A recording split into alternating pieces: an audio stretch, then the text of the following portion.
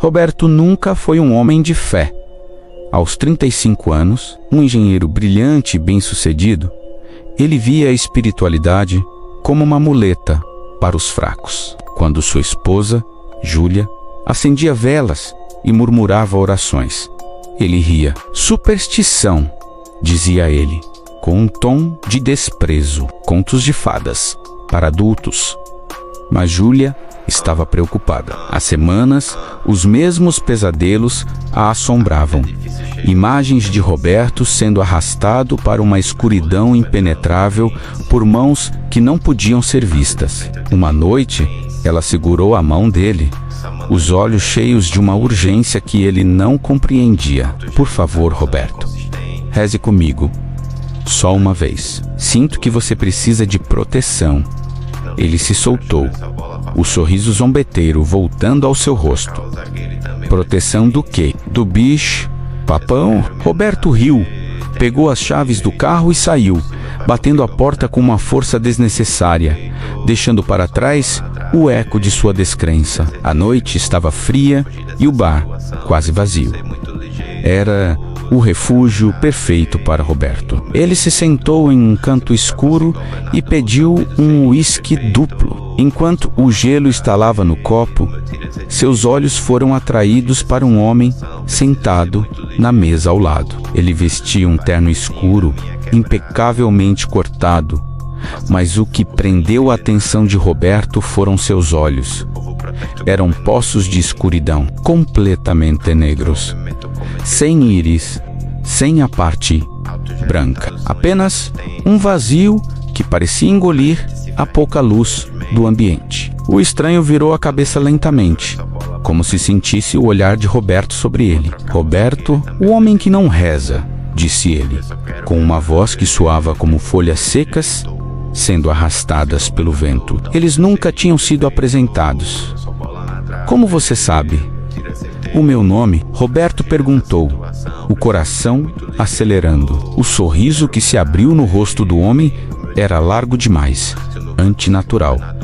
Eu sei muitas coisas, sei que você não acredita em nada. Mas sabe, a coisa sobre não acreditar é que isso não impede que algo acredite em você. Roberto sentiu um calafrio percorrer sua espinha. Ele tentou se levantar, fugir daquela presença opressora, mas suas pernas pareciam feitas de chumbo. Elas não obedeciam. Ao mesmo tempo, o bar começou a escurecer. As luzes pareciam piscar e morrer, e a escuridão parecia emanar do próprio homem, se espalhando como uma mancha de tinta. Não rezar não te torna forte, Roberto. Te torna acessível. O homem se inclinou sobre a mesa, o sorriso macabro fixo, como uma casa com todas as portas destrancadas. Um convite aberto. Sob a pele do rosto do homem, Roberto viu algo se mover, se contorcer, como vermes sob um tecido fino. O terror o paralisou completamente. Quando finalmente conseguiu voltar para casa, Roberto estava trêmulo. Ele correu para o banheiro, precisando ver seu próprio reflexo para se certificar de que ainda era ele mesmo.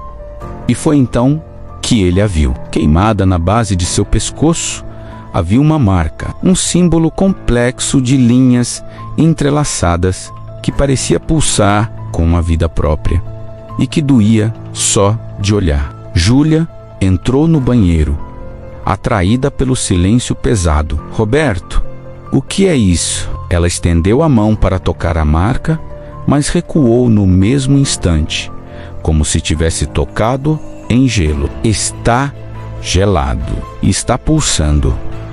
Naquela noite, o sono não veio. Roberto ouvia sussurros constantes, bem na borda de sua audição, palavras que ele não conseguia entender. De repente, às 3 da manhã, o grito de Júlia cortou o silêncio.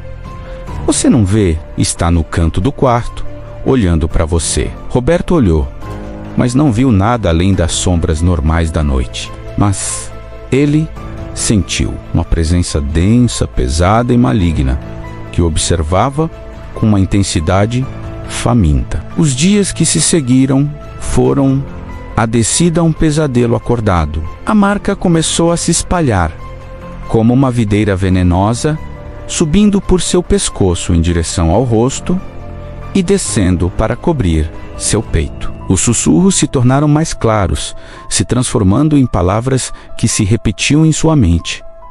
Você é nosso agora, sem fé para te proteger, sem luz para nos afastar. No trabalho, seus colegas começaram a evitá-lo. As pessoas mudavam de calçada quando o viam. Roberto, você está com uma aparência terrível, disse um amigo, hesitando. E esse cheiro era um odor sutil de terra úmida e decomposição, que parecia seguilou por toda parte. As noites eram as piores. Sombras se moviam pela casa, figuras distorcidas com membros longos demais e formas que desafiavam a lógica. Elas não faziam nada, apenas observavam, esperavam. Júlia, desesperada, tentou acender velas e orar perto dele, mas as chamas se apagavam instantaneamente, como se fossem sopradas por um vento invisível. Você precisa rezar, ela implorou, as lágrimas escorrendo pelo rosto. Por favor, Roberto, é a única maneira, mas o orgulho dele era um muro de concreto. Eu não vou me rebaixar a isso, ele rosnou, a voz mais áspera do que o normal. Na quinta noite, Roberto acordou paralisado na cama. Não conseguia mover um músculo, apenas seus olhos podiam percorrer o quarto escuro. As sombras não estavam mais nos cantos. Elas formavam um círculo ao redor de sua cama. E no meio delas, materializando-se da escuridão, estava o homem do bar. Está quase pronto, ele sibilou. O sorriso mais largo do que nunca. Mais algumas noites e você se tornará um de nós. Foi então que Roberto entendeu, com um horror que gelou sua alma. Aquelas sombras não eram apenas sombras, elas já haviam sido humanas, pessoas como ele, que abriram portas que nunca deveriam ter sido abertas. Por que eu? Ele conseguiu sussurrar, a voz um fio. O homem riu, um som seco e cruel, porque você não acredita em nada. E quem não acredita em nada, não tem nada para se segurar quando as trevas vêm. A fé não é fraqueza, Roberto. É armadura, é uma arma, é luz. E você? Você jogou a sua fora. No dia seguinte, Roberto mal se reconheceu no espelho. As marcas negras pulsantes cobriam metade do seu rosto. Seus olhos, antes castanhos, estavam escurecendo, perdendo a cor, começando a se assemelhar aos do homem do bar. Ele ouviu a porta da frente se abrir e fechar. Júlia havia deixado um bilhete na cozinha. Você escolheu seu orgulho em vez de nós. Não posso assistir você desaparecer. Ele estava sozinho, completamente sozinho, cercado por sombras que agora eram visíveis mesmo sob a luz do dia, se contorcendo na periferia de sua visão. O peso da solidão e do terror finalmente quebrou o muro de seu orgulho. Roberto caiu de joelhos no meio da sala vazia e pela primeira vez desde que era uma criança, ele rezou: por favor, quem quer que esteja ouvindo, eu preciso de ajuda. Eu estava errado. Eu não sabia. Por favor, me ajude. No início, nada aconteceu. As sombras avançaram, ficando mais densas, e mãos geladas e invisíveis pareceram agarrá-lo, puxando-o para uma escuridão que se abria no chão sob seus pés. Mas então, uma luz surgiu, pequena como a chama de uma vela, mas que começou a crescer dentro dele, brilhando através das marcas escuras como rachaduras em uma represa, prestes a romper. As sombras recuaram, sibilando de dor e raiva. O homem do bar surgiu na sua frente, o rosto contorcido em fúria. Você não podemos. Você já é nosso. Não, Roberto disse, a voz ganhando uma força que ele não sabia que tinha. Eu escolho diferente. Eu acredito em algo maior do que eu. E vocês não têm mais poder sobre mim. A cada palavra de oração, a luz dentro dele se fortalecia. Cada vez que a dúvida tentava sussurrar em sua mente, ele a afastava com mais fé. As marcas negras começaram a desaparecer, recuando diante da luz. As sombras se dissolveram como fumaça. Isso não acabou. O homem sibilou, seu corpo se desfazendo. Você sempre estará vulnerável. Roberto o encarou, a luz emanando dele. Talvez, mas agora eu sei como me proteger. 3 dias depois, Júlia voltou para casa.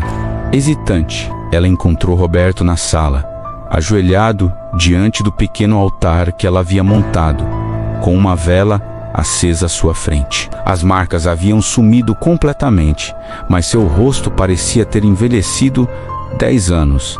Havia uma nova gravidade em seus olhos. Ele se levantou quando a viu. Você estava certa. Sobretudo, Roberto nunca mais zombou da fé.